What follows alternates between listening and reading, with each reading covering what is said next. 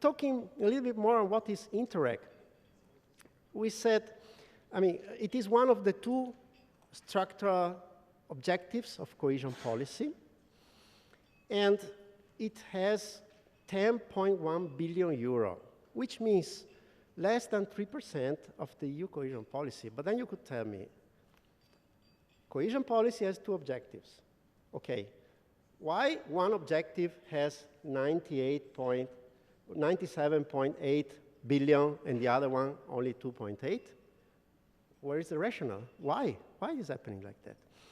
The reason is rather simple, because while the objective investment for growth and jobs is really looking at hard facts, infrastructure, business development, Interreg, European Territorial Cooperation, is working as like a yeast, a catalyst for processes.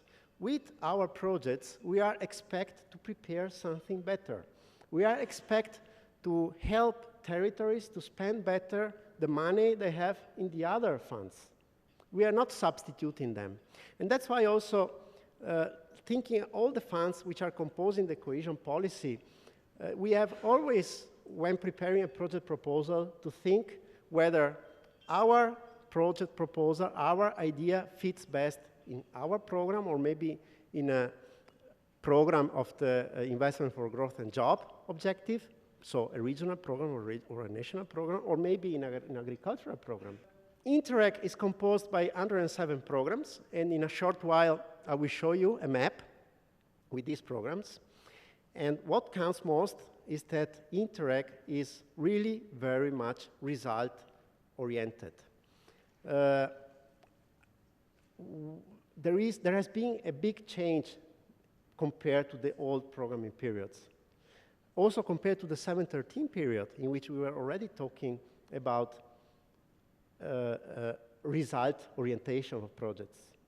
Now there is the need really to show and demonstrate with your projects how the things, the problems you have in your regions are solved or improved with your project.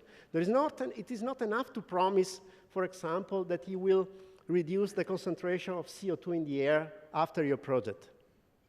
Because we all know that with 2 million euro, you cannot reduce the CO2 concentration in a region. Like with 2 million euro, you cannot increase by 10% the investment in innovation in your region. This is obvious, because it's not possible. You have to be realistic. Therefore, that's why with this result orientation, you have really to look at what your project is going to do afterwards. My colleague Monica will tell you a lot about that in a few minutes. But this is coming from here. This is, again, coming from the big picture.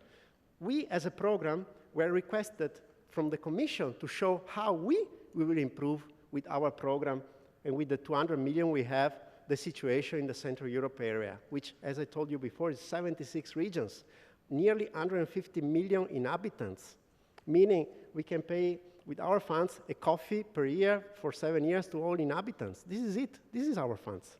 But still, we can improve many things. Why? Because we are the seed. We have to make something happen after the project is finished. And this is where the projects, when preparing their project proposals, have to think about what really will change after my project is finished. But Monica, my colleague, will tell you a lot about it. Then our programs need to be focused, which goes hand in hand with this result orientation. There were in the past programs which were really funding a broad variety of topics.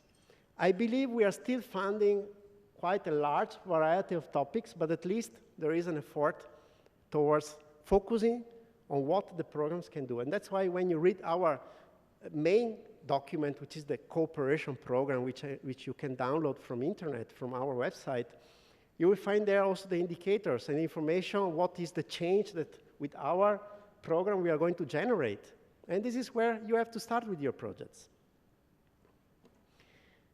And this is the map I showed you, I told you before, 107 programs.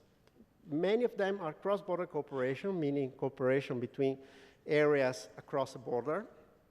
They can be very small, just to, let's say, NUTS 3 or province level in a border, or they can be also rather broad, like even 4 or 5 countries, regions from 4 or 5 countries.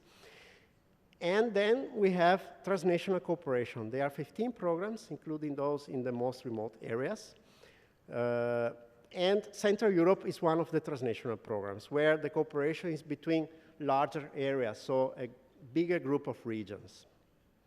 And then, of course, there is interregional cooperation, which covers the entire Europe, so the so-called Interreg Europe program.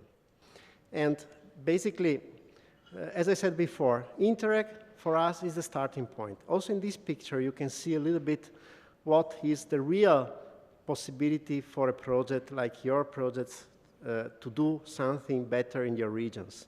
With Interreg, we are just defining some new innovative approaches. We are defining new capacities. We are improving the capacity of institutions to do their job better. We are improving the capacity of institutions to use better other funds. Then a project stops and then something else starts. Here we have in this slide an example of investment preparation, where you have that following the result of your project, you might have, for example, a feasibility process for an infrastructure, which is also funded sometimes from other programs like JASPERS. And then you implement the infrastructure using other funds from the European Union, like the structural and investment funds, but also from national or regional level, or even from the private level. But this is the point. The projects of Interreg are starting something else. And this is where we will look at your applications when we will receive it. We will look at your application, looking at what, according to you, will remain after the project is finished. Who will be the subject interested in taking over the results of your project? And that's why also communication is very important in the projects. And communication is not meant only as seminars or conferences, but really helping the project results to be continued in something else.